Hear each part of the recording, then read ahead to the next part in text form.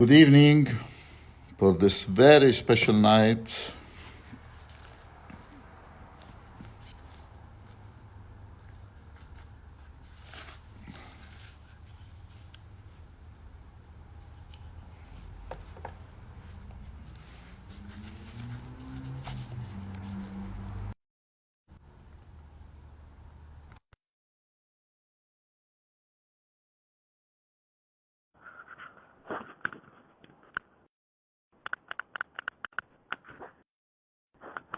مساء الأنوار جميعا. مساء الخير. يا هلا هلا بالحاج عاصي. أنت هلا معنا هلا مساء الليلي؟ الخير. نعم. أنت معنا الليلي؟ لا طالع هيك دفع بلا بيقولوا. لا ما منك على لائحة لا لقيت قاعد زهقان، لقيت طلعت لايف، قلت لا يلا اطلع معك اتسلى شوي. أهلا وسهلا. بس هيك اذا ما في مانع يعني. الموجة موجتك يا أهلا وسهلا. اهلا بالشباب، مساء الخير شباب. يلا هلا عم نحكي إذا شوي ما عربي، هلا بينما كان اجى الضيف بنرجع بنقلب انجليزي. بس إذا بتعرفنا عن ضيف بكلمتين قبل ما يطلع معنا. اهلا بستيف، اهلا ادولف، اهلا عم نرحب بالشباب. الضيف مش انا الضيف، مش انا مطالع ضيف. أنت ما هلا قلت لي شو عم تعمل؟ أنت غير مدعو، بدنا الضيف المدعو. غير مرغوب به. بو. لو بت... اهلا كريم، اليوم الليله ليلتك، حضر حالك. لا جدي اليوم فعلا. هلو ريمون. لا ليك اليوم معنا ضيف هو كل العالم يمكن بتعرفه، ما بتعرفه، هو خوان مارتينيز. خوان مارتينيز اللي ما بيعرفه هو ابن صاحب شركه خويا دو نيكاراغوا، وهو من اليوم وهو فعليا هو اكزيكتيف دايركتور للشركه، يعني مش انه ابنه بس، ابنه عنده شغل له دور بالشركه. هو اكزيكتيف دايركتور تبع الشركه، فكان لازم يطلع معنا من جمعتين، بس بظروف قاهره مثل ما بيقولوا طرقت عليه، اضطر يرجع يأجل الموعد، حتى ما قدرنا طلعنا بموعدنا اللي هو الثابت الاربعاء. طلعنا اليوم الخميس كمان استثنائيا بناء لرغبته، ما زبط معه نهار الاربعاء فما حبينا نأجلها اكثر. لحظات قلنا يكون بنعملها، معنا أخوان. فقلنا بنطلع اليوم لو خميس، بس لانه الضيف استثنائي فما في مشكله اذا كان الوقت استثنائي كمان. هاي Good اخوان. evening. جود ايفنينج اخوان. جود Good evening. Good جود evening. Can مورنينج you? فور يو اي ثينك. Good afternoon. Good midday. Midday. ميد Midday. داي. Good جود midday جود for you. افترنون فور يو. اوكي. How are you, gentlemen? وير We're فاين. هاو ار fine. يو؟ Nice meeting you. Let's Can say you hear me well? let's Can you say hear me well? finally. Yes, we hear you very well. Finally, yes. Thank you for my apologies to you and to all your followers for the change in dates. It's been a very hectic beginning of the year here in Nicaragua, but we are finally here. And thank you very much for having A me. Thank you big for guest. joining us. We just say to the audience about your excuses because you had such an emergency last week. Last time we decided to go live, and now we're finally with you. And it's an honor to be It's here. honor for Thank you for having us me. also. The honor is ours. I want to ask you your opinion what to smoke tonight. Well, I wasn't certain, so I chose Cuatro Cinco. That I know that it's in some of the cigars we have. I think we have three options that we sent your way. Yes. Antaño Gran Reserva, Cuatro Cinco, and Número Uno. There you go. Numero uno. Uh, I'm smoking yes, numero uno. very good. I'm smoking a Cuatro Cinco Toro. Yeah, it's a nice cigar, by the way. The one we have is Thank you. probably The torpedo. the torpedo, Yeah. exactly. Yes. I want to say before we begin, it's a pleasure to be with you guys. I've been following you, and it's great the work that you guys do for the smoker community in your country and your region. But I want to thank first of all a friend that was the person who introduced us, Exactly. Karim, Yeah, Karim. who is not only a friend but also one of our biggest friends as Hoya de Nicaragua, fanatic of Hoya de Nicaragua, and we are honored Exactly the word, fanatic. that he, yes, that he as a consumer was the person who connected us. And I think that's the beauty of this world, of the cigar world, that everybody connects and finds the spaces to share the experiences, share the history, and share their tastes. And I'm very thankful to him. If he's watching, thank you, watching, Karim. yeah. Thank you for being And he part says of this. hi also. Good. Juan, we secondly, called Karim Mr. Nicaragua Hoya. We call him Mr. Hoya always. Well deserved. Well deserved. deserved, exactly. He smokes more Hoyas than I do. So exactly. It's good. Exactly. I have to excuse myself 1 minute. I don't have my numero uno on me. I will get it and come back in 5 seconds. Eli, you come to the life with no cigar with you, like going to hunt with no with no rifle.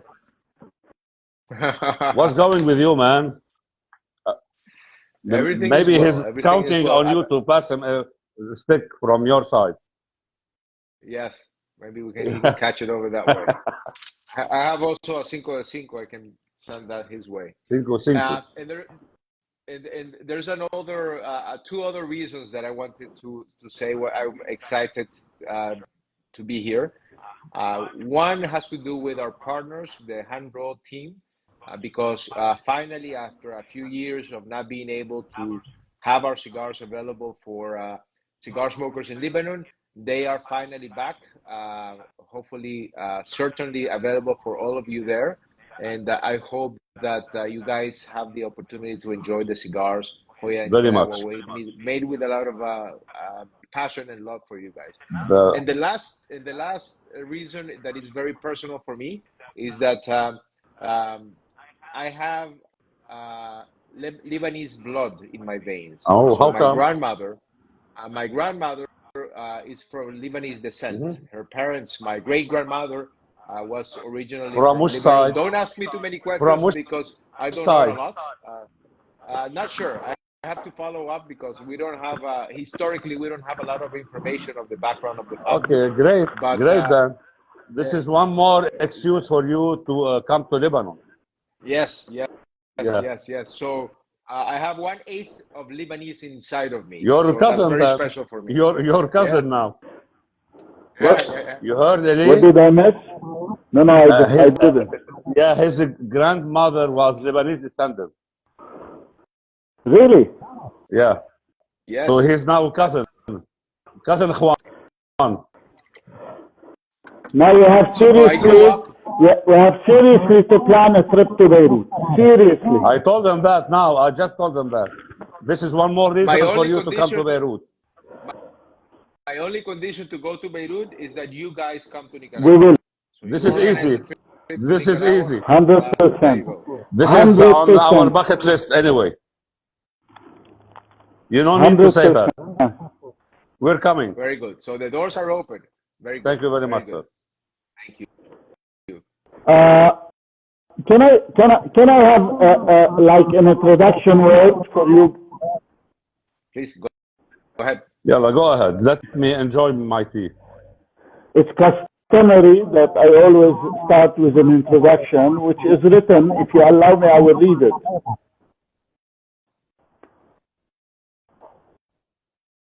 Okay? Go ahead, Eli.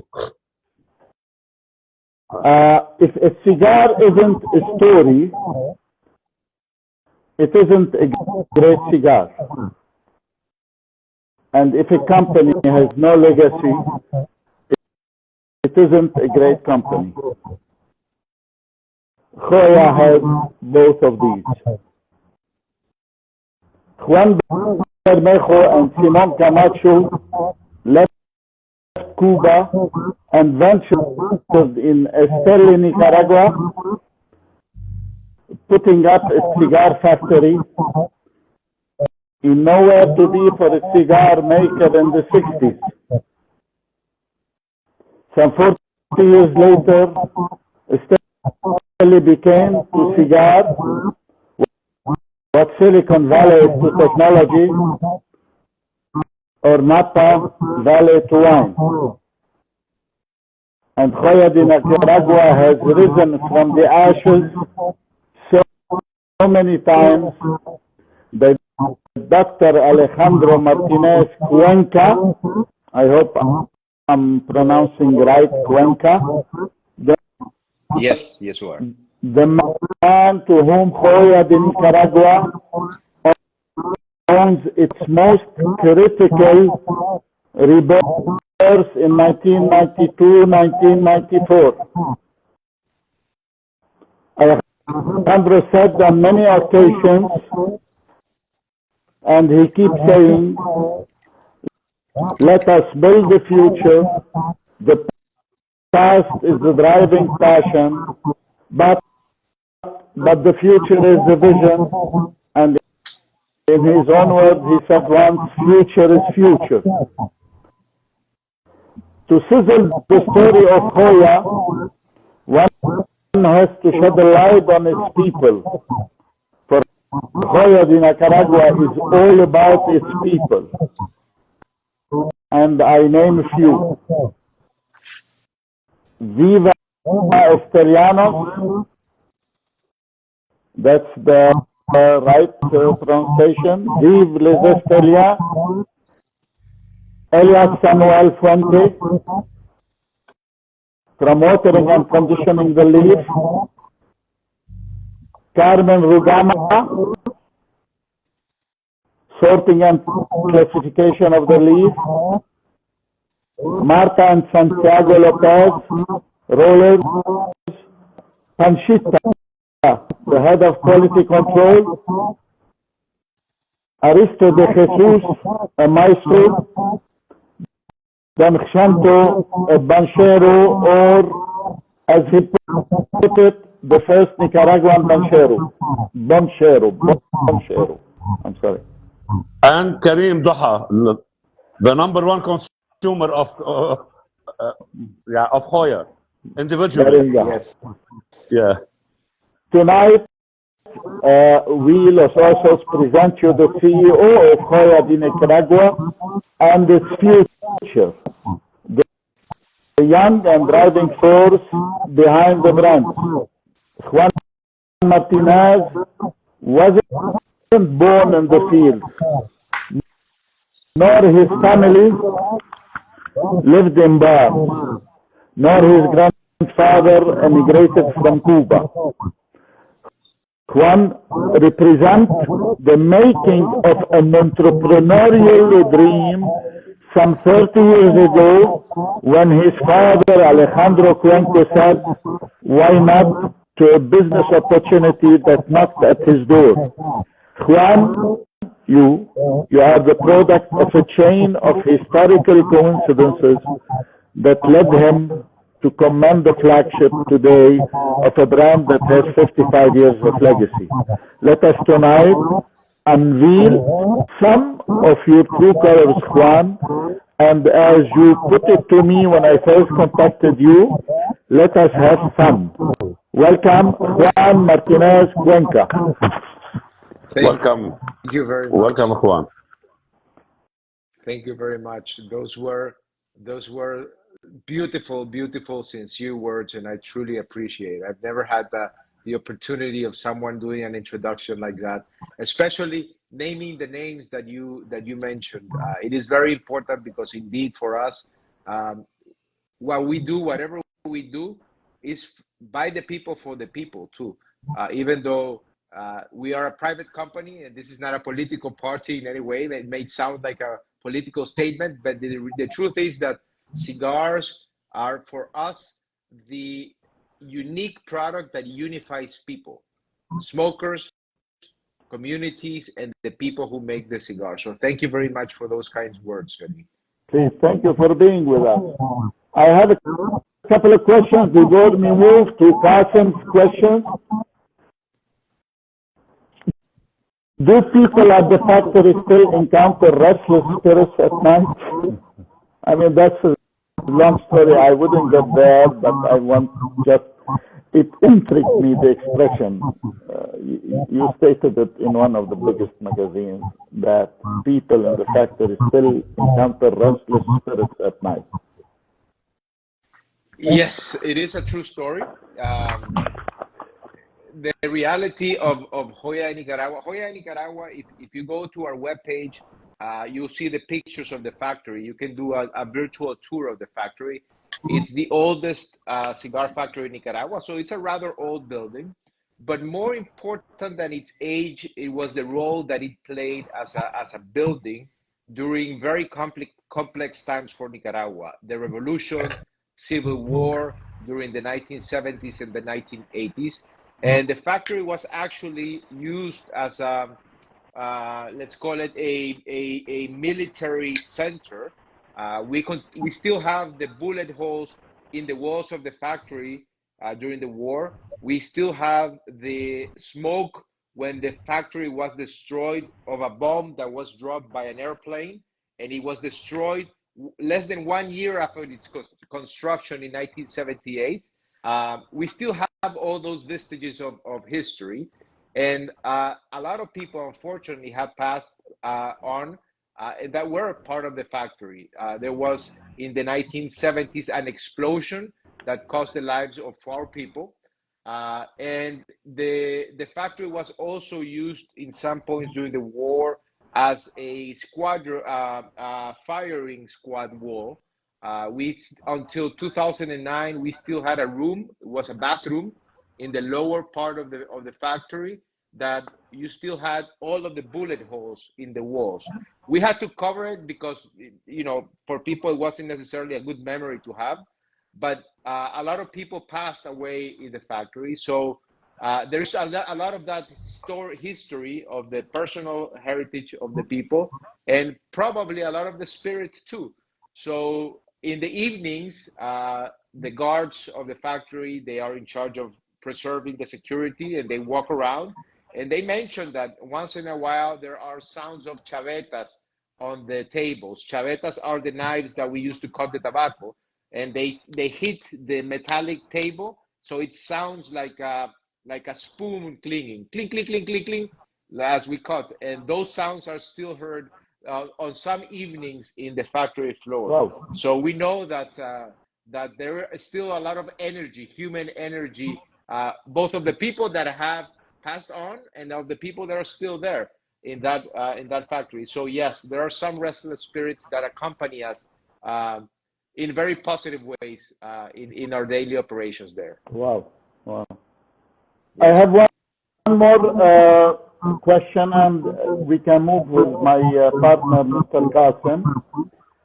I heard in one of the interviews, one of your team saying that when smoking a cigar, one needs to sense and enjoy 4 things: the flavor, the aroma, fortaleza, the strength, the combustion, the combustion. I mean, it's basic. We all know it. Yes. But coming from labor, from your factory, it touched me. So what I'm asking, I made them like the 4 corners of a cigar. How accurate, in your opinion, is this statement? And would you change it, add to it, or omit some, any of the 4 parameters that determines a cigar? Well, we've grown in a way. We interpret those parameters, and we classify them in 2 groups. The first group has to do with the basic parameters of the cigar. Every cigar has to have certain characteristics like good draw, good aesthetic, good flavor, good aroma. Those are not quality parameters. Those are giving characteristics for any cigar.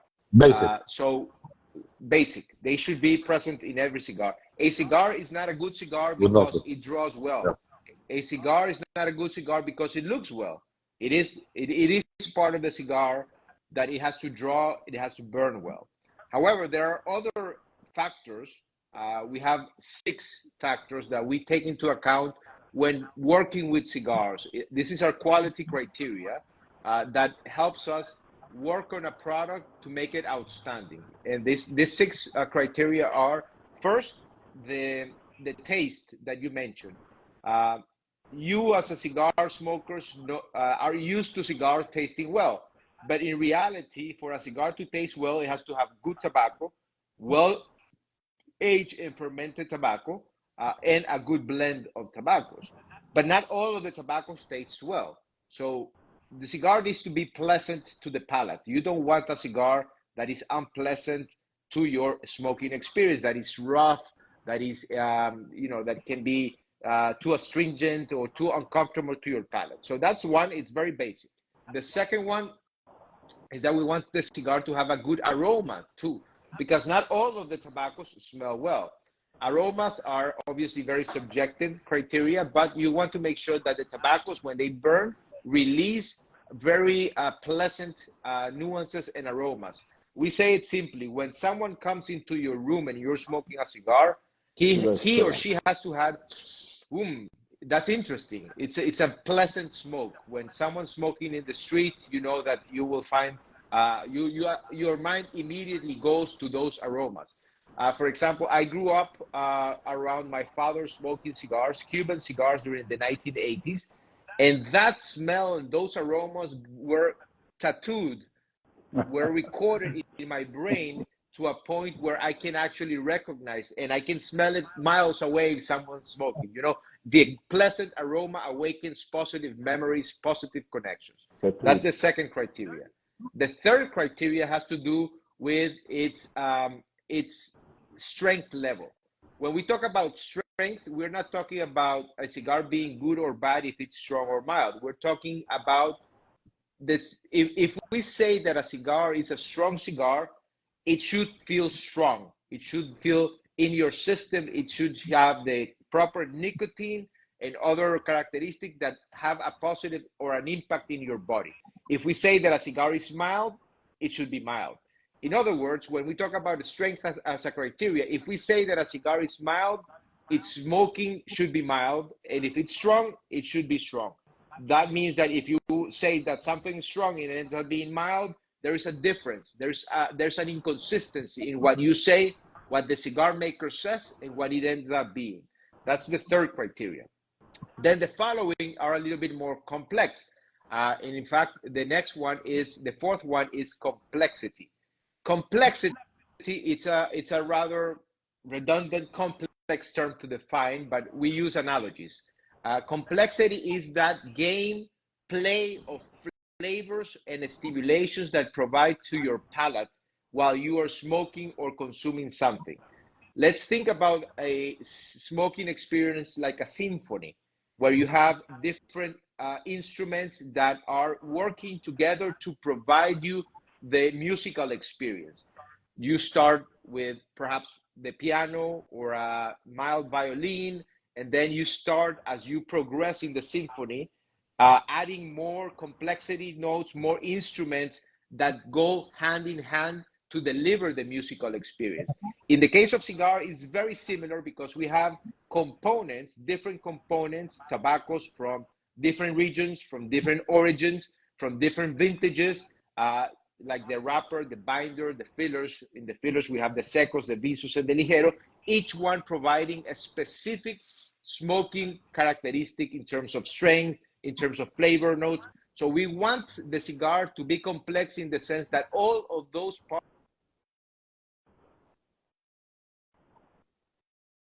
Hello? Hello? Yeah, I can hear you. Yeah, you're back. Yeah, we can hear you. Sorry, yeah. I had a call got into my phone. Sorry about that. So all of the components are playing together, providing you different. So from you start lighting up of the cigar, it tastes on one form. As you continue smoking it, it delivers different notes. It goes up, it goes down. It's like a roller coaster, like a symphony. Sometimes it has a crescendo, and then sometimes it plays. Exactly. And the concept of play is very important because it's what keeps us interested in the smoking experience. All of you have smoked a cigar that is monotonous, that is boring, that you smoke it and it's one note and you Flat. leave it because it did not give We you call it flat cigar. flat cigar, exactly. So complexity is a play of all of these components that makes it a fun, interesting experience.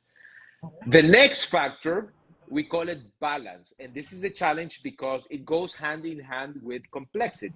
Even though we have different components in that symphony, different instruments playing their respective notes, you don't want one of those instruments to go out and the trombone start boom, boom, boom, boom, and ruining the experience. So the balance is the concept that all of the components are playing the role without overshadowing the rest of components. For example, you've always had a cigar that has a intense, overpowering metallic note or herbal note or whatever note because it's out of balance. Some cigars are out of balance by intention of the cigar makers. There are certain cigar makers that decide that they want their cigar to be excessively spicy, for example, that you're not able to achieve that roundness because of the amount of pepperiness or spice in that cigar, but it's by intention. So, but a cigar needs to have balance to make it enjoyable. And the last point that is very important when you have all of this, you have the flavors, you have the aromas, you have the strength, you have the complexity, you have the balance, and now you have the finish too. As with wines, and you mentioned Napa, for example, with wines, there are a lot of similarities too, and you want to have your palate stimulated. So a good cigar is a cigar that has a good finish, ideally not a short finish, and ideally not a too long, uncomfortable finish. And when we talk about finish, we're not talking about waking up the next day and still flavoring the excess of smoke. We're talking about that after I give the puff, my smoke continues to linger in my palate, continues stimulating my sensors, my sensorial notes in my tongue and in my palate to make it a pleasant, continuous experience. So we have two groups, the basic ones, and then the more complicated one, that are those 6 parts that are actually not ours. Those are the 6 basic criteria that any good cigar smoker should use to evaluate whatever cigar they are smoking, whatever smoking experience they are having. Those are the criteria, that objective criteria, personal criteria, that will give you a pleasant smoking experience and understanding of that experience too. Excellent. Yeah. Excellent. Qasim, if you go ahead. Yeah. I'm going to ask you a few short questions.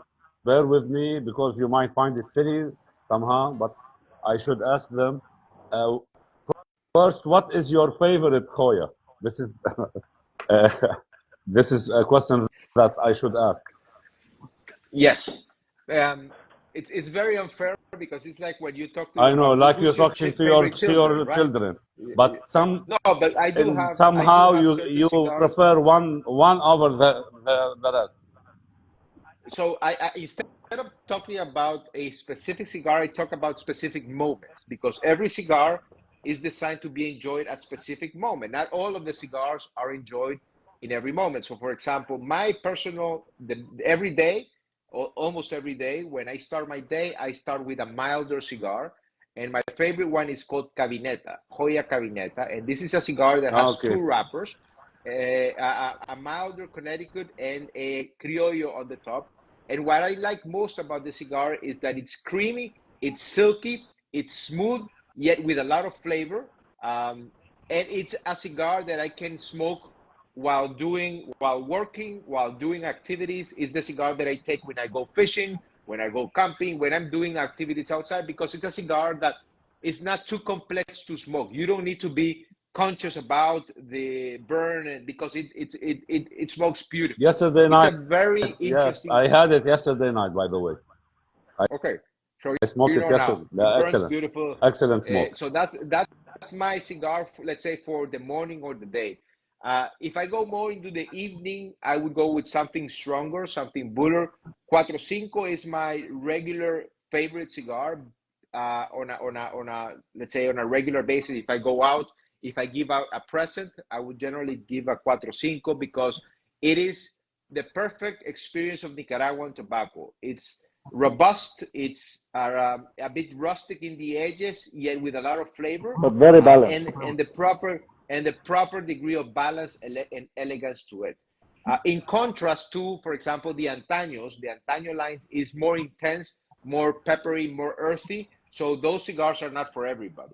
And Yeah. lastly, because of the time, I generally tend to smoke more of what we just released. So right now, this is the cigar that I'm smoking on a daily basis. It's called Cinco de Cinco. And of course, because of repetition, this is the cigar that I'm gravitating towards in the day. That doesn't mean that I don't smoke the rest. I know. I smoke When do you all smoke the cigars. machito? The machito, I don't smoke it as often as I would like to. But that's a quick short smoke. I have the privilege of not needing to have a quick smoke because I always have access to cigars when I'm in the factory. So I don't go with the quick. I tend to respect the cigar, whatever cigar it is, and take it to as much as I can. Even though sometimes I don't have the opportunity to smoke the whole cigar, especially when I'm working and I'm smoking and tasting. But I smoke the machitos when I would be in a quick, when I go to the cold, for example, that I know that I cannot enjoy 1 hour in the cold, I would smoke something like the machito. Okay, good. So beside the Hoya, let's say beside the Hoya, to leave the Hoya aside, what is your favorite cigar?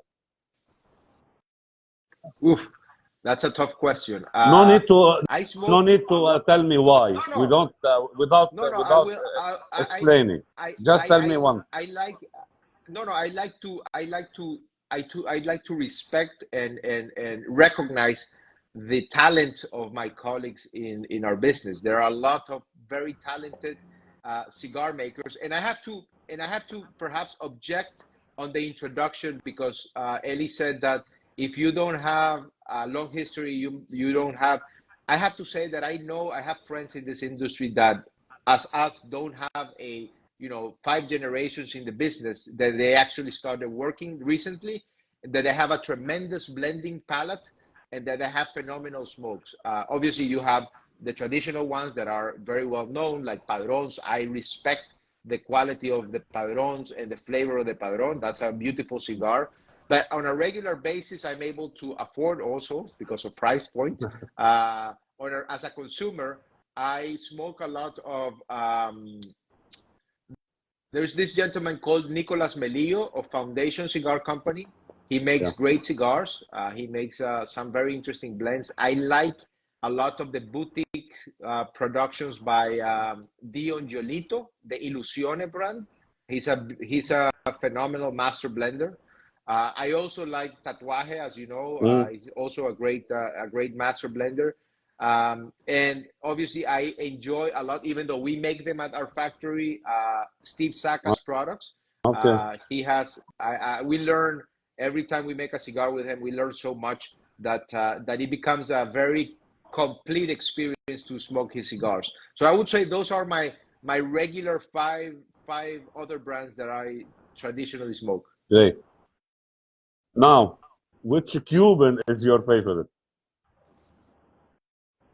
That's a harder question because unfortunately I don't have the opportunity to enjoy as many Cubans as I would like. Down here, it's very difficult to get Cuban. Sorry, there was an ash on my camera over there. It's okay.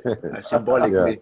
But I do have one cigar that is one of those memorable cigars from Cuba that I have to say that I found in a very remote shop in Spain while traveling in Spain, and it was a Ramon Allones limited edition from 2011. Wow. Ramon Allones limited edition from 2011. It was, for me, one of the most memorable cigars. This is the small Belicoso, if I'm not wrong. it's like a small thin bellicoso with the green and white band, not Excellent. the traditional Yeah. Ramorayones. And for me, what makes a cigar more, for me, the best cigars are the ones that leave a long-lasting memory of Yeah. that moment. Yeah. And not because I smoked it in a big celebration or a big accomplishment. No, are the cigars that I smoked without preconceptions and that they impress me in such a way that I keep remembering them and that I try to find them once again. Unfortunately, in human nature, once you try once, the second and the third are not as good as the first time, right? It always happens. The But first that time is has always the best. the first time is always the best in many things. So in that case, that was my favorite Cuban cigar. Great. If you had the chance to visit Lebanon, you will have one stick from me. Thank you very much, sir. Okay. I appreciate that. Welcome anytime. Now you're making it more difficult to say no to come to Lebanon. We try to seduce you to come to Lebanon. Yes. So let me ask my final question, and then we go back to Eli. You know, this question is very debatable. This subject, I mean, is very debatable regarding the wrapper. Is the wrapper contributes to the flavor in terms of percentage, or does it add some difference in this or not in this matter regarding Cuban or the New World cigar? That's one of my favorite topics because it opens a lot of discussions and a better understanding of cigars in general. But excuse me, let me add one more thing, because yes. From the Cuban side they said the wrapper contributes like maximum to 15%. The New World cigar, if you go and research, they say it contributes up to 60 or 70%. So it's a big difference between these two. So Yep. I need to hear from you. What's your opinion? So for I know that you know, but for perhaps the people who are watching, just a brief reminder: every cigar is made out of 5 primary components. Not necessarily 5 leaves, but 5 components. The wrapper, which is the outer leaf that covers the cigar, the one that you touch, that you put in your palate. Below the wrapper, we have the binders, and inside we have the fillers. And in the fillers, we have 3 types: the seco, the viso, and the ligero. All of the 5 components are relevant for the profile of the cigar in terms of what they provide: the strength, the combustion, the flavors, the colors, everything, the touch, the feel, everything. So all of the parts are important. However, the role that each one plays varies depending on the region. So, for example, when we talk about Cubans and New World cigars, particularly cigars made in Nicaragua, you have to understand that we are not comparing necessarily apples to apples. Exactly. Why? Because Cuban cigars tend to use, almost in their totality, I imagine 100% Cuban grown tobacco. So the components of Cuban cigars are grown under the same conditions by pretty much similar tobacco growers, using very similar tobacco. It's a puro cigar, right? So that gives you a range of possibilities to work with those ingredients. In the case of New World cigars, and I can talk about our factory, Hoya De Nicaragua, but this also applies to many other factories in Nicaragua, we tend to work with tobaccos from multiple origins. That means that even though we specialized in working with Nicaraguan tobaccos, in Nicaragua there are 5 growing regions: Estelí, Jalapa, Condega, Jinotega, and Ometepe. Those regions, even though they're in the same country, both in terms of soil, terroir, and in terms of climate, are very different. So even if we use the same seed planted in those 5 regions, we have substantially different tobaccos in terms of flavor, in terms of texture, and all of the characteristics. But we also have tobaccos from basically all over the world. We have tobaccos from Mexico, from Honduras, from the Dominican Republic, from Brazil, from Peru, from Ecuador, from Colombia, from Cameroon, from Indonesia, from the United States. So when we blend cigars, when the Cubans blend a cigar, given that they are using the same similar components, their range of possibilities is relatively narrow, because in terms of they're using the same ingredients, basically.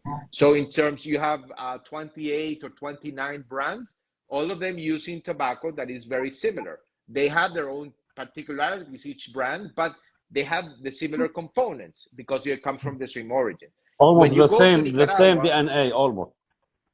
Exactly. When you come to Nicaragua, our range is much wider. We have tobaccos from multiple origins that provide us to have a wider expressions of strength, more diverse expressions of flavors, and those attributes that we mentioned earlier, complexities, for example, that are given by the fact that you're using tobaccos from different soils, different years, different tobacco growers, different seeds.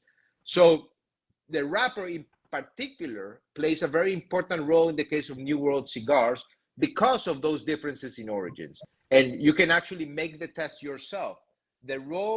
So just to respond concretely to your question, for us, the wrapper is the single most important tobacco leaf in the cigar. If it adds 60 or 80% of the flavor, it varies on the blend, because we have tobaccos, wrappers, for example, like a Connecticut shade-grown wrapper from Ecuador. It's a very thin wrapper. It's a milder tobacco, so it doesn't give you a lot. And the wrappers and the fillers, other components are more relevant.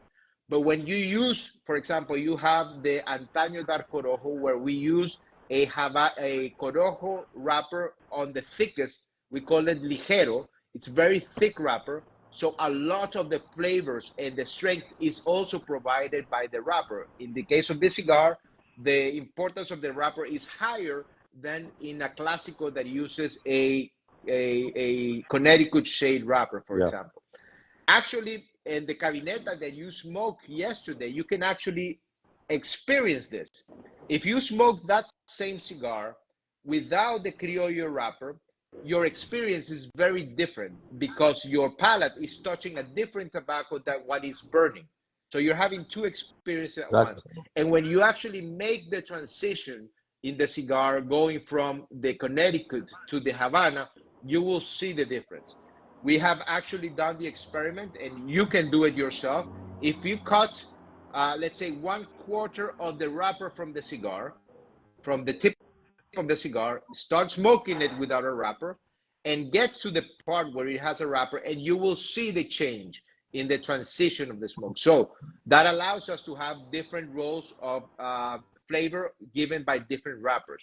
We have blends that, for example, there are 4 of the 5 components, meaning the binder and the 3 fillers, are the same. We just changed the wrapper, and those are completely different cigars. Wow. Completely different cigars. Yes. Amazing. And that's why in the new world, it's very common to find, for example, companies that have a Claro, a sun-grown or Colorado, and a Maduro version of the same brand. Generally, the same core components are the same, but it's just the wrapper, and you have completely different smoking experience between the 3 wrappers. And you can do that. You have it in your shelf stores. You can buy the same brand and in different expressions, and you will recognize that. This is not something new. That is something that we work with, and it's part of the distinguished characteristics of the New World cigar. Now, having said that, not all of the wrappers play the same role. As I said, lighter wrappers provide less importance. Higher wrapper or thicker wrappers, darker wrappers play a more important role in the flavor expression of the cigar. So different compositions, different construction of the cigars, different role of the components. Thank you. Great. Eddie? Yeah.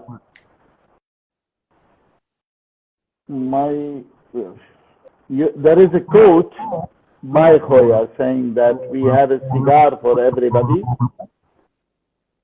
knowing that not every cigar is for everybody.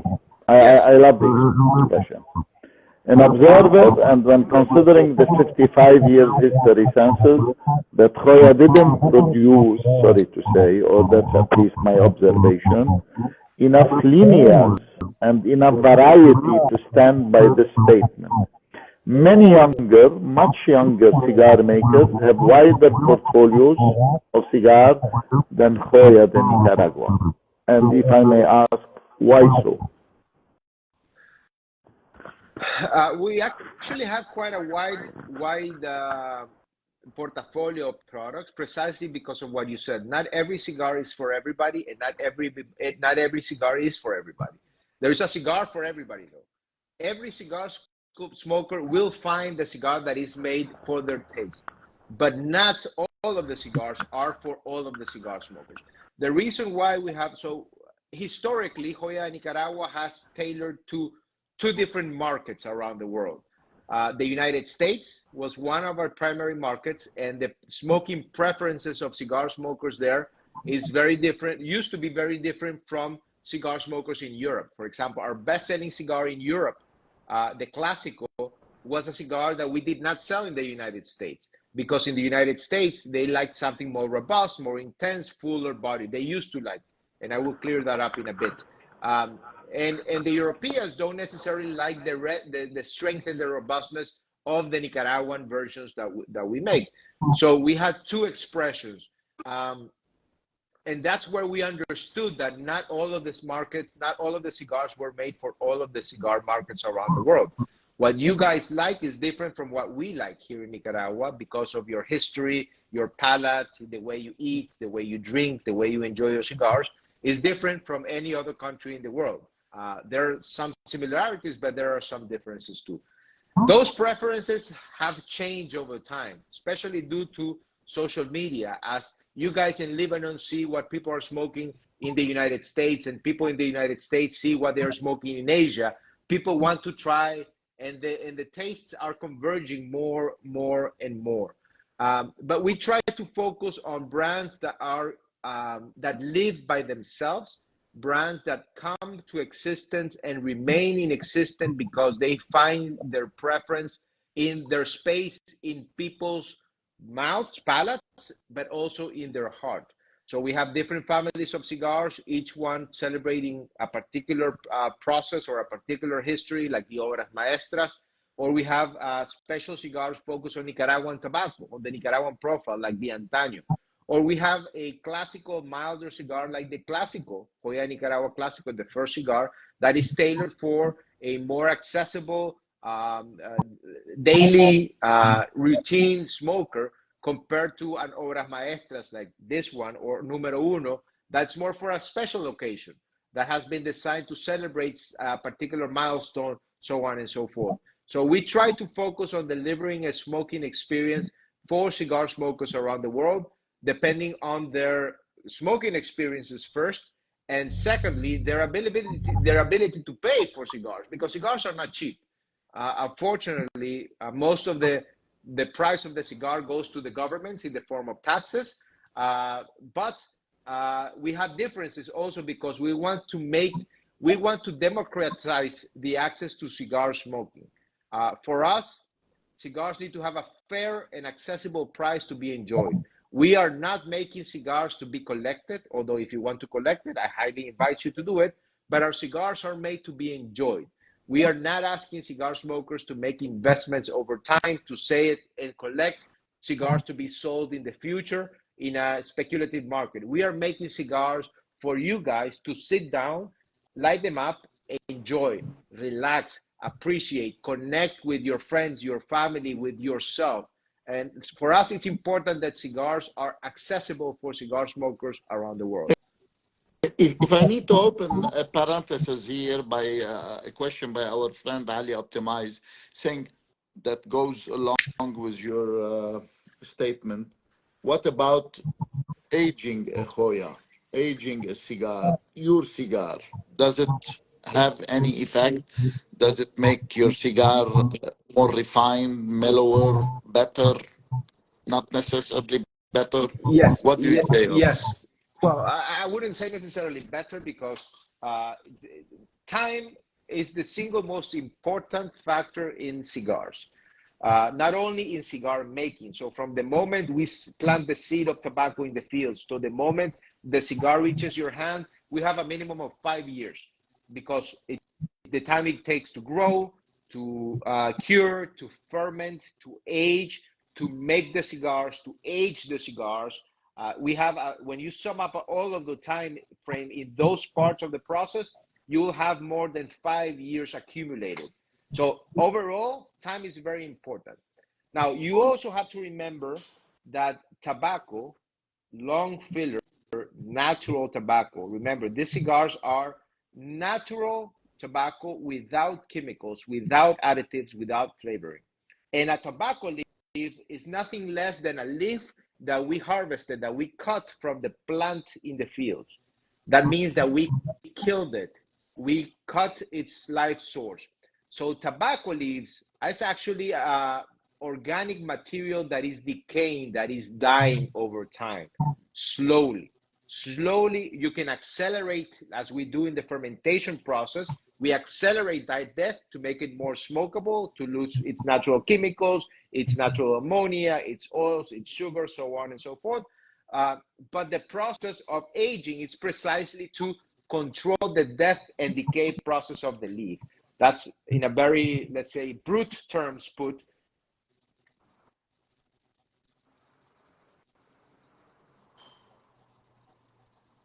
We lost you.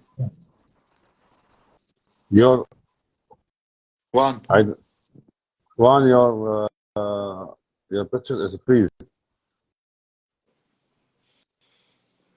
I don't know if you still hear us. علي قطري بعده عم يعمل ايكوينج صوتي ولا مش الحال؟ شلت هلا يا بيومي. يا سوري عطش عنده الارسال الظاهر. بس لجاوب خلينا علي اوبتمايزر عم بيقول هو اتليست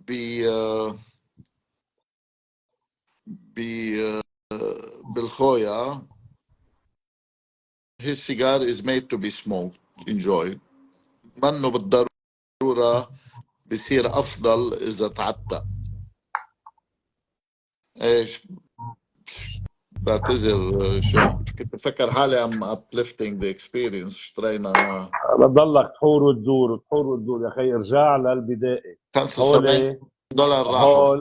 هول ما في أحلى منهم، لا خشة ولا وشة ولا صدى ولا شيء، لا بحور وبدور بحور وبدور. راحوا $75 راحوا. لو أخذوهم بني. لو اشتريت فيه سيجار أحسن. نرجع ننتظر الخير عليه. هذا بجرب يعمل شغله بينزعها، تعرف مثل بنقولوا يعني اذا كانت منيحه ليه عم تنزعها. استاذ اليش عم بدخن، ما ملكت يمينه يا ملكت يمينه يا وليد. فوالا 4-5 نفس اللي عم يدخنه الاخ اخوان، بس the one he's smoking is a Toro, I think. Mine is a Torpedo. امجد اشتقنا لك نحن كمان. هلا بالشباب، يلا فرصه لندردش معكم. بعتقد معنا من السعوديه ضيف موجود، بس بنعمل له دعوه اولك. ايه ارجع اعمل له انفايت. كيف بيعزموه ربك روح عليم. على السهم اللي فوق بتشوف مين البارتيسيبنت، نقيه واعمل له انفايت. في عندي ريموف قاسم. هذا هو برافو عليك. ريموف خي بده يقعد ورا ديركسيون سياره وما بيعرف يسوق. قول له قوم انزل شو عنك، بقول لك لا بدي يودينا على المهوار. مش مبين عندي انا ليه. How to invite before. طيب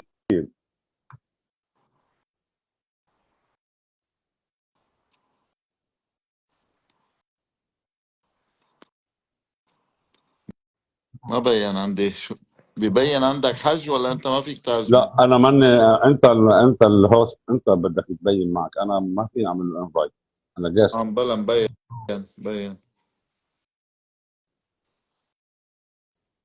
I recommend the Juan to leave the chat, to leave the live and come back. I think because I'm trying to invite you. Mm. and it's not working. I've sent you a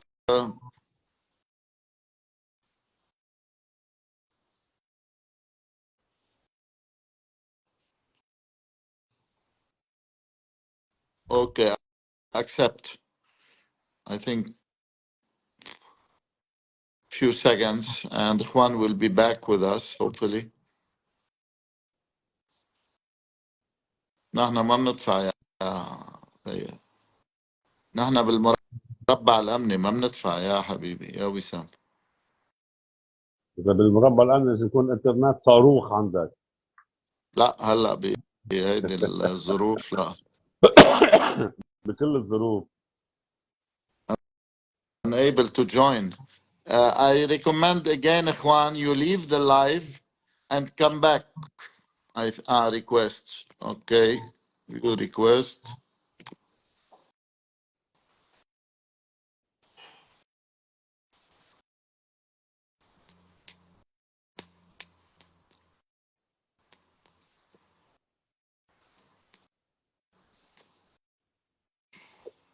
ما زبط؟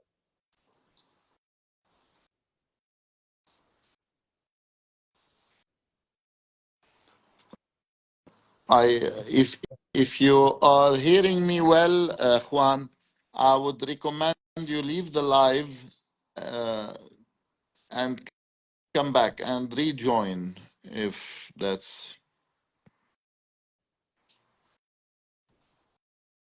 Juan, you have to quit now. Go quit the live and then join again back. It will be easier to طلعت البرق والرعد. I'm unable to إيه join. بكون روكة بده يطلع ويرجع يفوت مثل ما قلت لك. Juan, are you hearing me, please? View request. رجع اعمل request. ببين عندك request at least حاج؟ ولا باقي شيء عندي. بعمل لك انت الهوست. انت باين عندك كل شيء.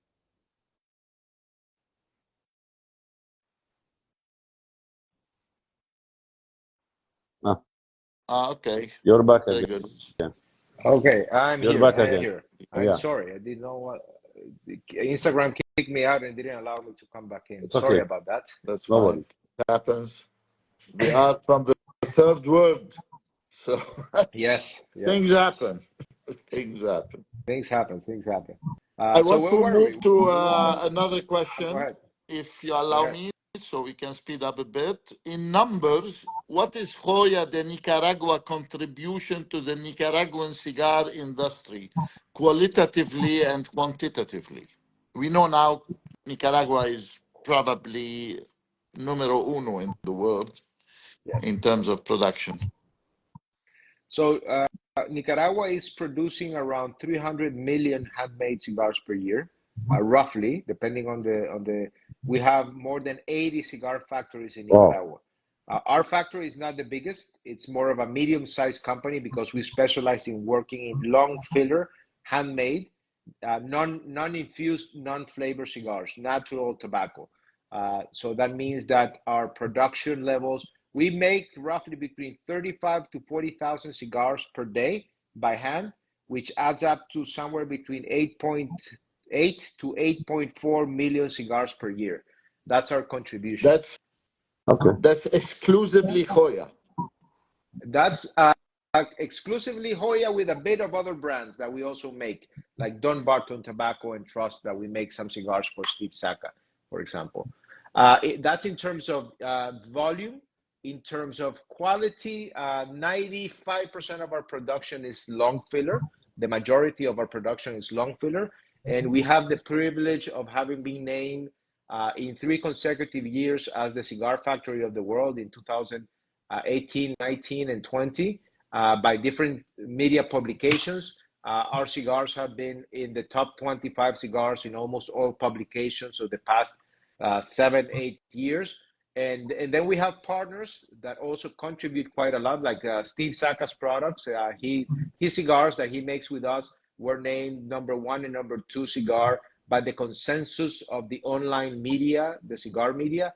So we've contributed quite a lot over the years in not only showcasing our own brands, but also showcasing our partner brands like Don Barton Tobacco, Fratello, and a few other brands that we make for I partners have to ask around you the world. one question, Juan.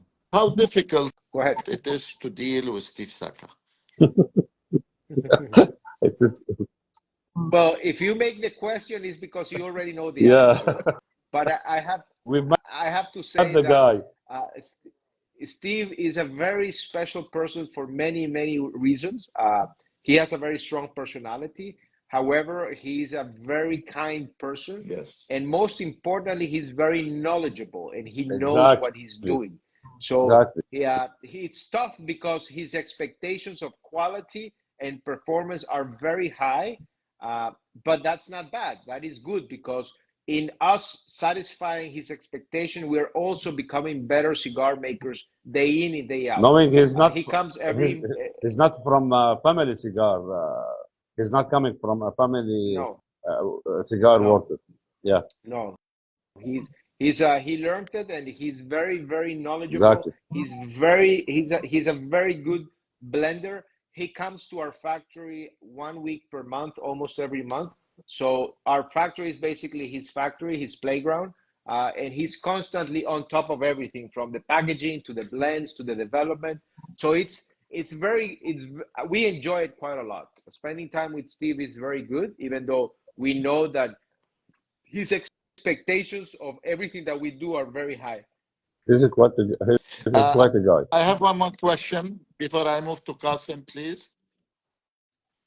Sorry, Qasim. Go Hoya ahead. fillers are mostly grown in your own plantation, and if my information is right, this is only in Yalapa. Yep. What are the Jalapa, yes. constraints in a growing plantation? Why Hoya doesn't have more plantation? This is one.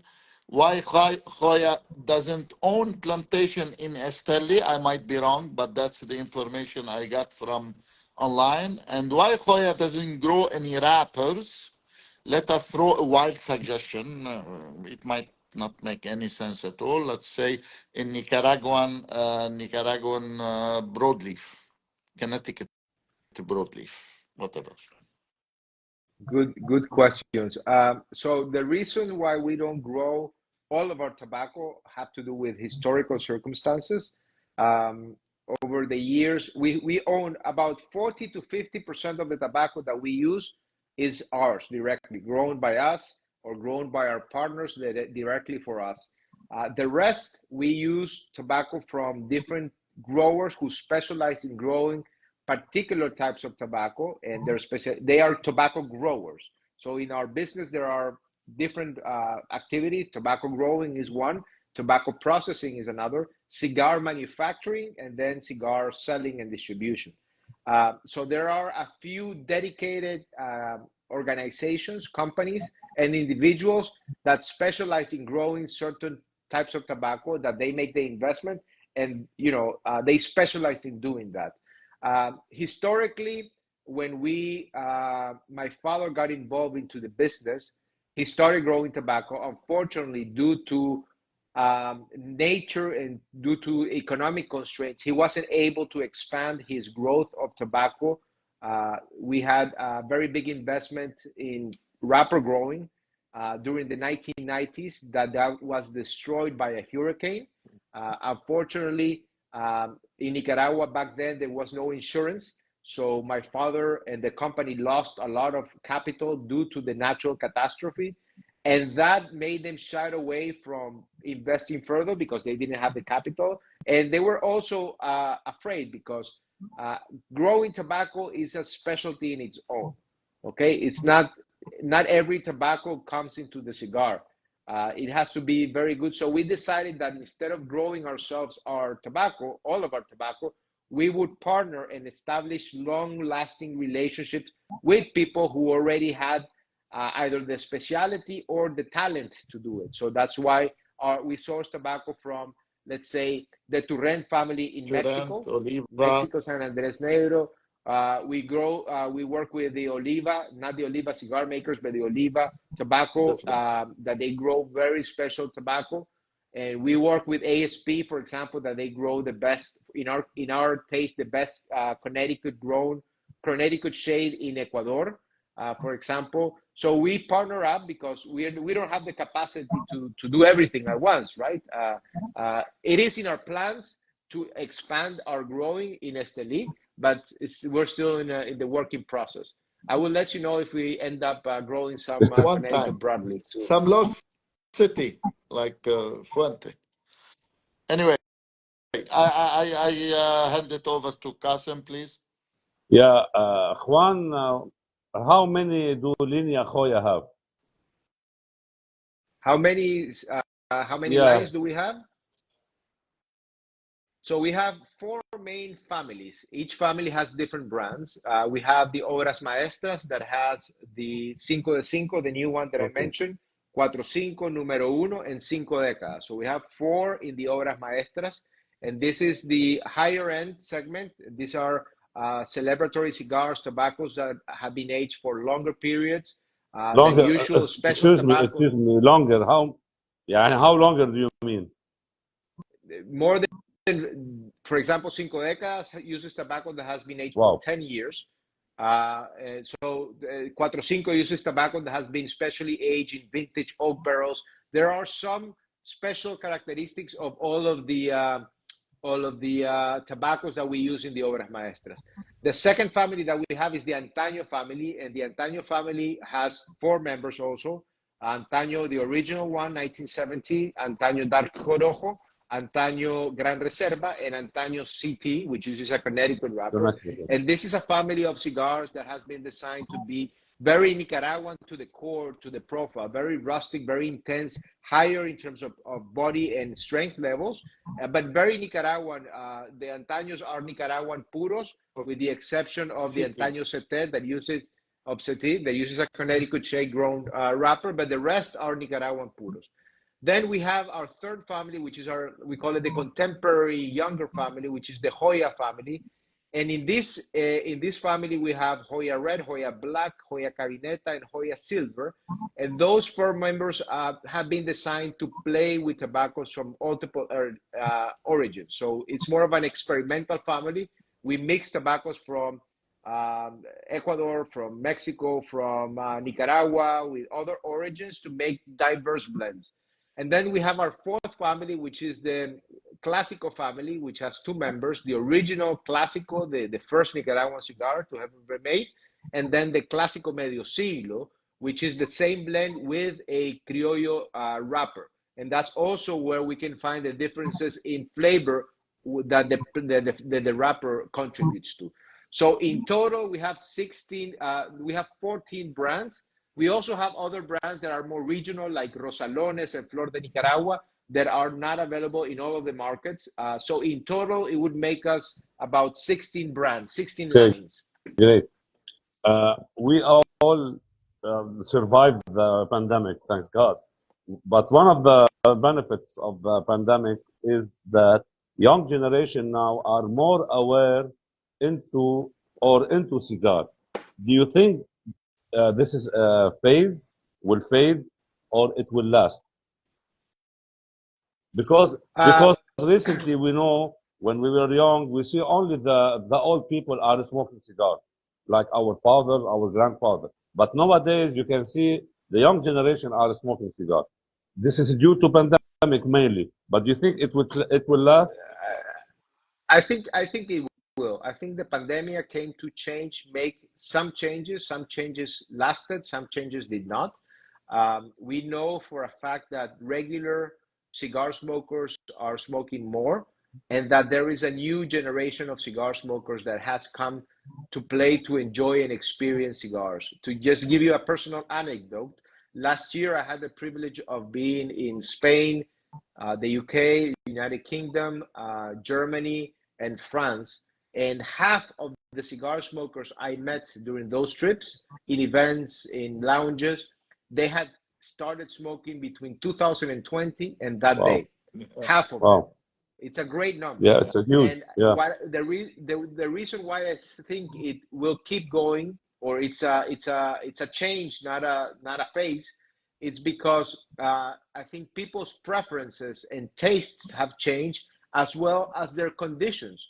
We've seen how people have created their home offices, for example, or their spaces where they can freely enjoy. People have moving more to private spaces to enjoy. They invested in their lounges, in their TVs, in their heaters when it's winter. So that's a structural change that for us testifies that it's a sustainable change towards the future. We see it every day. More people curious to learn more about cigars, to appreciate more cigars. So for us, and also you see it in the sales. You see that with the pandemic, sales grew up. After the pandemic, sales remain high. Yeah. So they haven't gone down, they remain high. And that's the biggest evidence that it's not a phase, it's a change. Okay, hopefully. In one of your interviews, like 2 years ago, you mentioned that you are tackling a new issue regarding boxing, that you don't have to spend much money on wooden boxes that cost almost the same if you want to put 10 or 20 cigars. But you said this is a subject for later. I guess now it's later. Can you tell us more about this? Did you tackle this issue? Did you find a new packaging method, or are you still on wooden boxes? There are two parts to that answer. I think one was that during the pandemic, packaging became one of the biggest challenges for us because, of course, of all of the problems that we had around the world, from shipping to access to paper, cardboard, so on and so forth.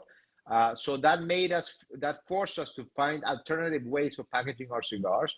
And the second is more for my personal taste. I know that cigars, the packaging in cigars, particularly the wooden box, is a very important aspect to showcase the cigar. Historically, cigars that come in boxes tend to be considered premium. Cigars that don't come in boxes tend to be considered of other qualities. Exactly. I think nowadays, especially as the retailers change the way they sell cigars, because cigar smokers now have so many options that it's very rare for a cigar smoker to only buy one box of one cigar. Cigar smokers buy the equivalent of one box in different cigars, different sizes, different formats, different blends, different brands.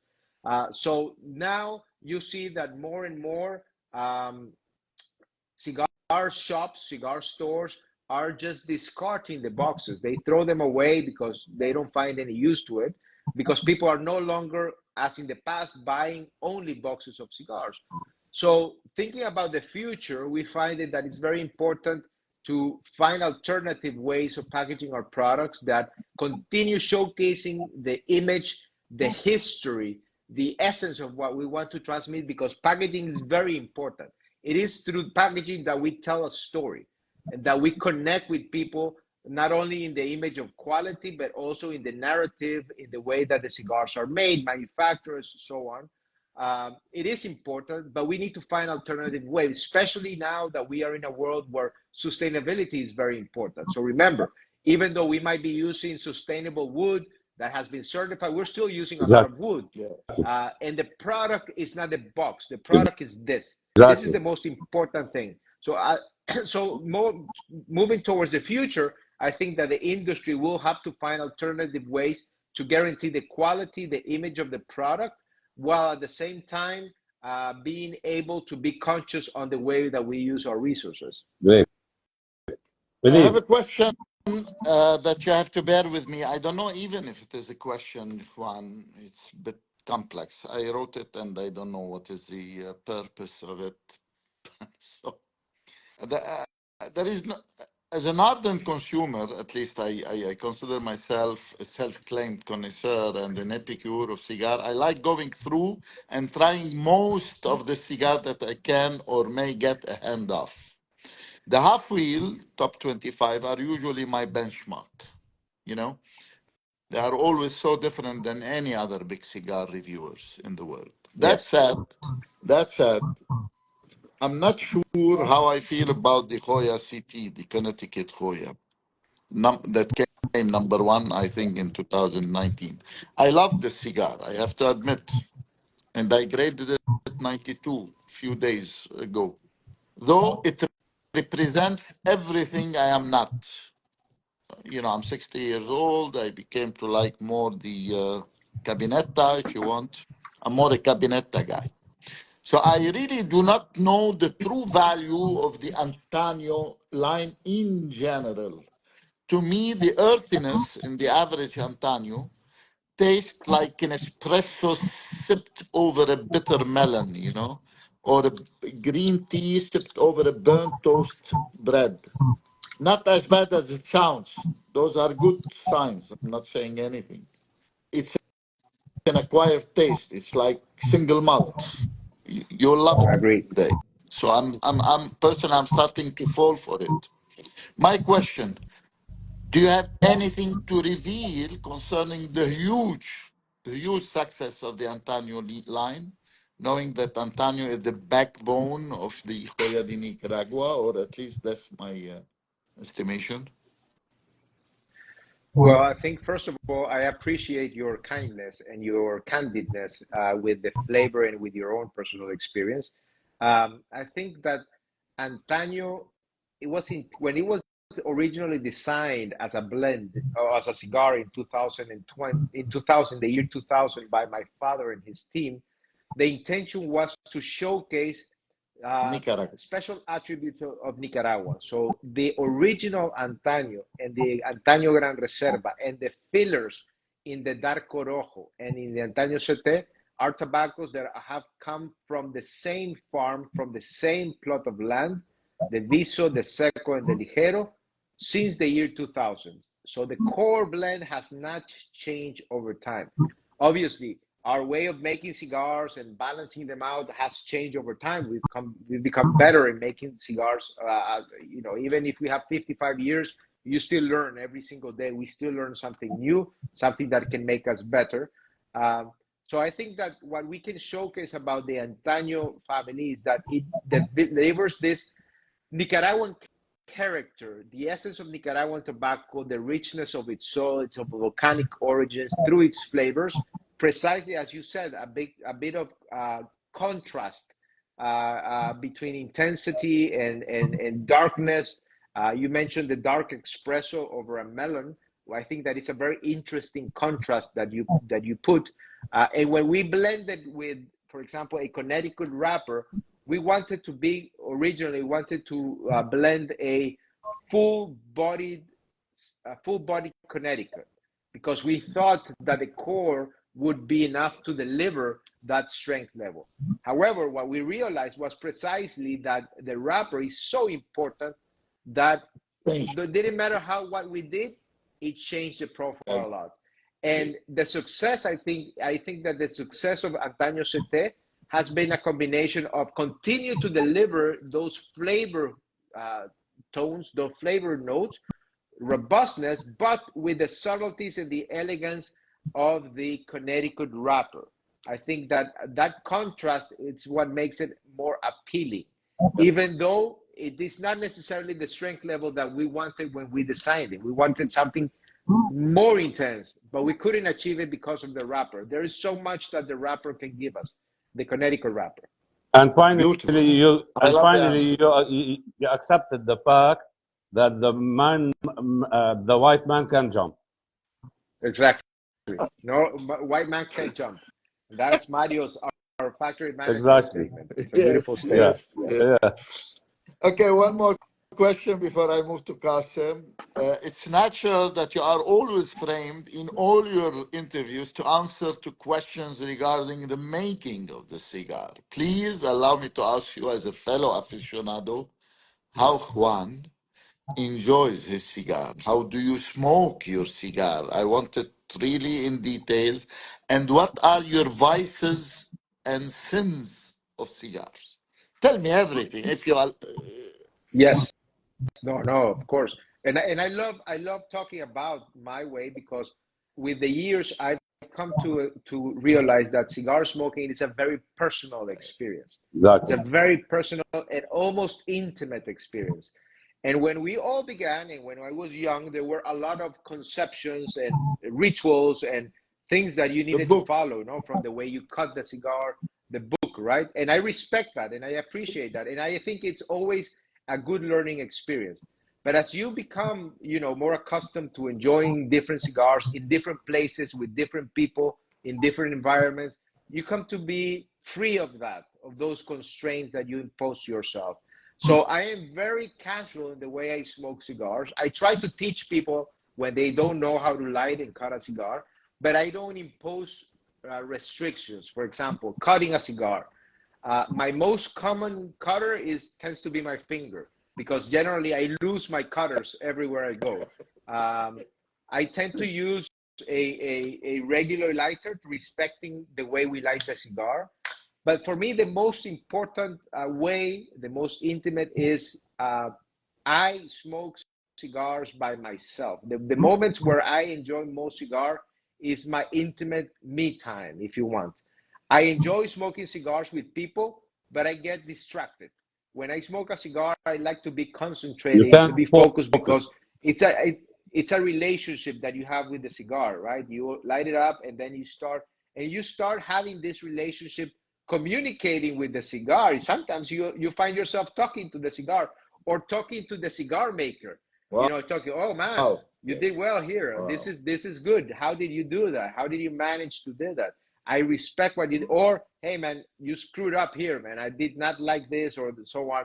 So for me, it's almost like a romantic relationship with the cigar that you have when you light. Every time I light, of course, there are moments when I'm working and I'm in an event, or I'm smoking, enjoying the cigar in one particular way. But my personal preference is to smoke by myself, enjoying, generally, if I would say my vice, or my sin, my primary sin, is to cut it with my hands, with my finger, in a way I like it. If I can use a cutter, I use the cutter, but if not, I don't restrain myself. But I think that, and this especially became true with the pandemic, that I found myself not being able to travel, not being able to be with people, that I started getting the feel of enjoying it to the purest with myself. It's almost like when you have that perfect cigar, you almost reach your enlightenment in a way, when you have that experience. And for me, that's a very intimate relationship that you build. So in a way, I'd say that, and this is something that I invite all cigar smokers to have a relationship with the cigar. You will spend 1 or 2 hours with this product in your hand. You will fight with it, or you will have a nice dance, a smooth dance, proper, without effort, and it just gives you what it has to give you if you don't work too hard. So I try to find spaces and moments where I do not have to work too hard to build this relationship with the cigar. Thank you very I don't much. know if that's too I don't know if that's too romantic, Yes, No, but that's how it I is generally look at it. excellent. always romantic. It's always With romantic. with a cigar, it's almost like this. Qasim, please. Yeah. Juan, Hoya de Nicaragua, or the Jewel of Nicaragua, was founded in 1968, and Cohiba in Cuba was founded in 1966, almost the same time, if we are comparing.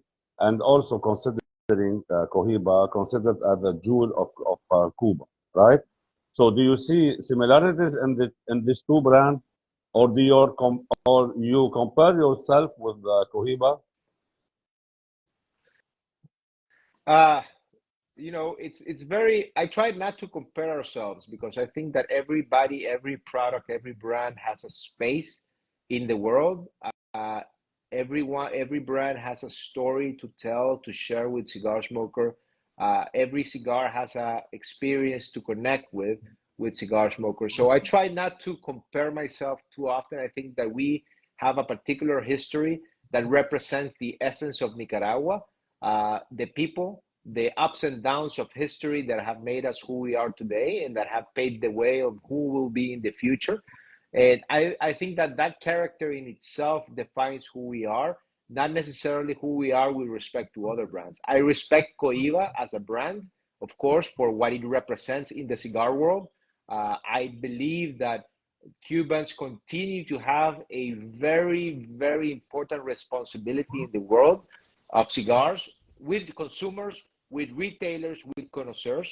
I think that the way that Coiva has grown to become this emblem around the world is impressive, and it's admirable. But we don't compare ourselves. The only way that we might be able to compare ourselves with a brand like Cohiba is with respect to its official history. Cohiba is told that it was the Fidel cigar, that it was the cigar that he gave away. We've also had phases where our cigar was the official cigar of Nicaragua. It was the official cigar of the White House during the 1970s. Is the cigar that we have been given to diplomatic delegations and to important persons in the world.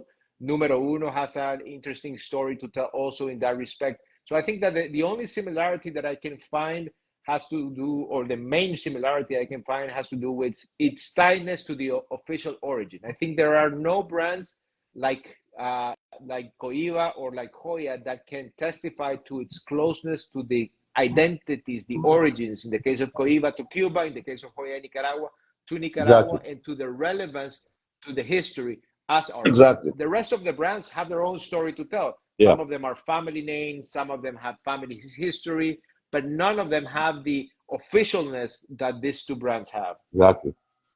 Let's stay on the Cuba matter now. Do you have a plan for Hoya for regional edition and more? And in your opinion, do you think that the special releases like Reserva, Limited are gimmick to the market, or it does make a difference regarding flavor? I don't think they're gimmicks. I think that all of our cigar makers have special items or special expressions that we want to bring to cigar smokers. Sometimes we cannot do it on a regular basis because simply there's no space in the market, or there's no, the price point where that cigar ends up is not a regular cigar. So I think it's doing limited or small batches item. It's part of what we do. Sometimes things work for a specific period, for a specific market, that wouldn't work if you do them long lasting permanently. So I think that limited editions have something special because also everybody wants to have something special, even us. We have some limited editions that we can talk about that are no longer available in the market, that remain in people's mind and people's hearts, and they achieve that purpose. It's not the same, we as humans, to have something that we know that we will no longer have, that have something that we can go to the store the next day and buy. So I think there is this psychological and emotional aspect that is important for limited editions that will continue to be important as we develop and continue maturing and working with newer tobaccos, new expressions of tobaccos, or new blends. For example, this year we are coming out with a limited edition of something that we used to be regular, but that's coming back because of popular demand. So we're doing on a limited basis because we know that people are wanting this particular cigar. We also want this. So with respect to regional editions, we have regional editions regularly, especially with Cuatro Cinco. We've had the U.S. regional edition, the Spanish, the European edition, the Asian edition, and we are working right now for a special regional edition for Latin America, because we also want to pay tribute and respect to our fellow cigar smokers in Latin America. So this year we are working on a regional edition specifically for South America. Great. My final question for now is, I'm more into plantation and curing and fermentation. I like this subject very much. I read about it so much articles. My question for you is, does the blending of cigar start from there? Because the blending cigar is more like mystery for many. Where do you think the blending the cigar starts? From priming the leaves, or from curing, from I don't know, from fermentation, I don't know. Well, it depends. I think there's no one precise way. I think there are various options, and different manufacturers use different techniques to blend their cigars. In our case, we use a mix. For example, in some blends, we know that we want the tobacco to be originally from this type of soil, with this type of characteristics, with this growing conditions. That's one way of doing it. And the other way around is it's blending with what you have in hand. So we take the components and we start experimenting with them to get what we want to achieve. And we mix. Blending is a long process. It takes a lot of time and patience because you use different parts, and tobaccos react together differently in the time. So the cigar that we blend today is not necessarily the blend that it will end up being in 2 years or 3 years because of that aging process that we spoke about earlier. So I think we can do both. Some instances we can start from the soil. I want this tobacco from this region, from this soil, grown in this particular way. Or I can go using the tobaccos that have been grown in different ways, in different techniques, Available and I can work with them to build. So it's very similar to cooking. If you're a chef and you want to build your recipe, you can go straight to the fields and pick the ingredients yourself, or you can go to a specialty shop and buy those ingredients and say, what can I do with those ingredients? So sometimes you do have to mix both approaches, and none of them is absolute, meaning that none of them is right or wrong. It's just a different technique of blending. And you don't know when you hit the jackpot. You don't know, and you would be surprised that a lot of the time you hit the jackpot when you don't expect it. Blending is very mysterious. Antonio CT. Yeah. I have. Can I move to lighter questions just for fun, if that's okay? It's a bit of a game. Yes. It's a bit of a game. Yes, go ahead. I'm gonna give you names Go that ahead. you want to offer them a cigar, a Hoya cigar, according to the character of this person. Is that okay with you? Yes, go ahead. Steve Saka of Dumbarton Tobacco and Trust. What would you offer him from Hoya? I would probably offer him a Cinco Décadas. I know his profile is more meaty, more dense, more. It's like a dark, profound espresso. Doesn't like the light cigar. No, he doesn't like a lot of light cigars. No. Yeah. Jonathan Drew. You can skip if the name doesn't click with you. You can skip. Jonathan Drew of Drew's Cigars. Jonathan Drew is more of I would say, used to be more of a medium-bodied cigar guy. That's a tough one. In our blend, I would give him a Clásico Medio Siglo. I think that would be more in his line. Yeah. Lisette Padron of Padron Cigar. Lisette Padron. Oof. That's a tough one. I'm gonna skip that one because I don't know her personally. So. Okay. Carlito Fuente, our friend, everybody's friend. Carlito Fuente, I would give him a número uno. Yes. I have the answers in front of me, my own guessings. Michael Rosales and Skip Martin of Roma Craft. Do you know the guys? I know Skip more than I know Mike Rosales, so I would go more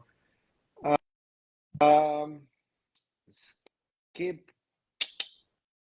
That's tough because I don't know if any of our cigars would be appealing to him because he likes more. I'm gonna think about that one and get to you back later. Okay, Lisette Carrillo. Lisette Carrillo. You can hit the brand. You can tell what your cigar matches more the brand, if not the person. That's a good one. That's a good one.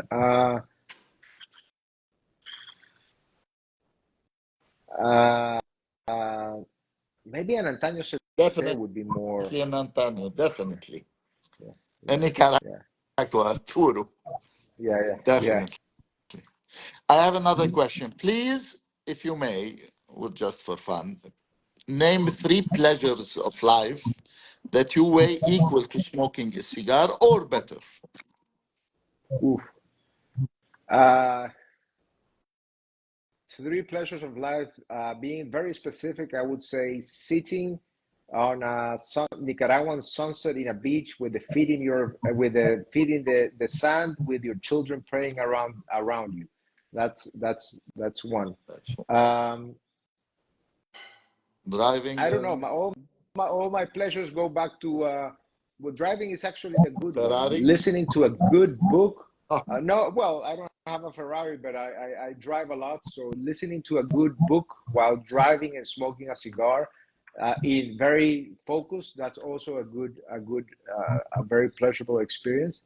And and I would say that for me, the sense of achievement when you've climbed a high rock or mountain, wow. not literally, but in the figurative sense, in the sense of having surpassed a big challenge, at the end of the day, that you can just breathe and say, I did well it. job, well done, well done, well done. That sense of satisfaction inside, I think it's very comparable to the enjoyment of a good cigar. Okay, one last question, and we're done. You are in a lounge, just imagine, and no one seems to recognize you. The manager comes to you and requests not to smoke your Hoya as a rule. How would you react? You leave, It you happens to me. discuss with It them. actually happens. It actually happens to Come me quite on. often. So, No. yes, I see. I tend, well, first of all, when I go to lounges, obviously I bring my cigars with me, but I always purchase a cigar from the shop. I always do. Generally, not my cigar, but a cigar from someone else, because out of respect, we know that running a business takes, so it's for me. If I really want to smoke, I ask them if I can pay a fee to cover, any service costs associated with that. But I would generally respond positively. I thank you for your kindness. I appreciate it, and I will move and buy a cigar. What do you recommend me to smoke? Wow. And that would be my question. A pure gentleman. Can I ask you a favor? Can we accommodate our friend Karim Doha with us? Maybe he would like to say hi to Yes, you. yes. If Karim, it's possible, yes. Karim, if you are with us, would you please request to join us?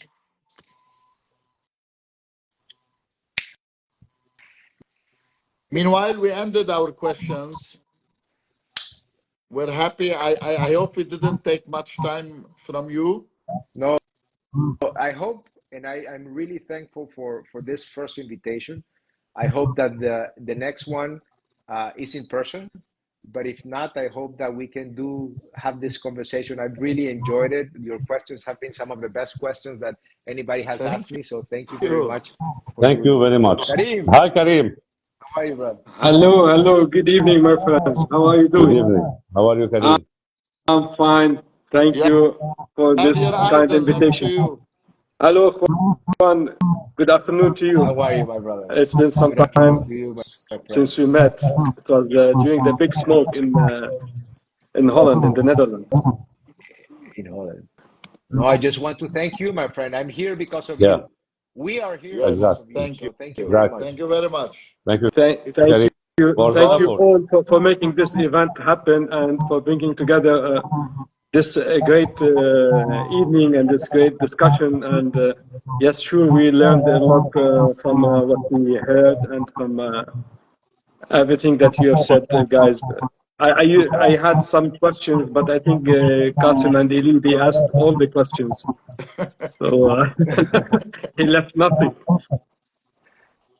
If I may, I just want to say something because Karim, even though we've just met once last year in Holland, as he said, Karim is very special for us because he represents the ideal of what any company in our business aspires to have someone who has no personal or economic commitment to the brand, but that believes, that trusts, and that is completely honest with us. And we appreciate that. What we do, everything that what we do is aspiring to have friends and family like you, Karim. So thank you for your kindness in supporting our efforts and supporting our brand. We know that you have too many options to choose from, and Thank the you. fact that you decide to share your experience smoking Hoya in Nicaragua, it's what we strive for. So it gives us pleasure and satisfaction to know that around the world we have friends like you that respect and appreciate the labor of so many people here in Nicaragua, not only Hoya in Nicaragua, but all cigar makers here. And that's what we aspire to be able to do, to give you guys a sense of pleasure and enjoyment through the products that we make. So thank you very much, my friend. Thank you. Thank And you for the kind words and your kindness. trust me, Juan, we tried to bribe Karim many times to smoke to smoke other than Hoya, but he's still loyal. Out of Hoya. But he's still loyal. You can't. You can't. I'm smoking the best of the best tonight. Thank you. Excellent. Thank you, my friend. I Thank take you. this opportunity to thank you a lot, both of you. Of course, Juan, for being with us. It's an honor and it's a pleasure to share the experience of Hoya. I believe Hoya is a brand made of people. That's how I see Hoya. Reading a lot about it. In these last 2 weeks, I've seen all your interviews, your father's interviews, and I learned a Thank you, lot sir. about Hoya. And as I said in the beginning of this interview or live, I said a brand without a history and a legacy is not a great brand. It's of course a brand. It will remain one, but it's not a great one. That's the difference between a good brand and a great brand. And Hoya is definitely great. I came to learn that it is a brand made of people, and you showed us today the true color of Hoya, the people behind this brand. And we love you for that, and we thank you so much. We thank our friend Karim. He made it all. He was the catalyst. He was behind it all. And thank you. He's a dear friend. He knows very well on an intellectual level how dear he is to me personally and to the group Los Thank you. Osos Thank you. Tranquiles. And I take this opportunity to invite you, both of you, whatever it takes, logistically, on the 24th of June. It's our 5th anniversary, and we will be holding this anniversary in one of a monumental Venues. venues of Lebanon. And we wish you will be present. I will follow this invitation with an email detailing all the parameters and aspects of the event. I hope from the bottom of my heart to welcome you both guys on our event 24th June this year. Thank you very much for the invitation. I'm deeply Whatever it honored, takes. and I'm deeply honored for the opportunity. We will try to find a way and space to be with you Hopefully. on the 24th. If not, you have our commitment that we will come to you to enjoy and spend time with cigar smokers in Lebanon. I have to thank you sincerely because what you do, the community that you build, the community that you are continue to build, is ultimately the driving force behind cigars. It's not us. Brands are coming, going, brands are there, but it's because of the trust, the support, the knowledge, the connections that you guys built, that this industry is possible. So thank you very much for leading the way in Lebanon. And obviously I want to thank our heads and hearts and souls now in the Lebanese market, the hand roll team with Woody and the rest of his team that will be making it possible for you guys and cigar smokers in Lebanon to continue enjoying Hoya in Nicaragua. So thank you very much for the trust and for the opportunity. Thank you again Let me for you continue on for this. this opportunity to have you here with us. Let me continue on this point. Whoever wants to buy a Hoya Mareva club or Mareva shop, led by Woody and Najat, is the place and the address for Hoya. Thank you, sir. Thank you again, Juan, for this opportunity to have you here, as I said before, and we were honored to have you. And we wish next encounter to be in person, like you said. And thank you, Yes. Karim. You can count for with that. the effort that you make. Sure.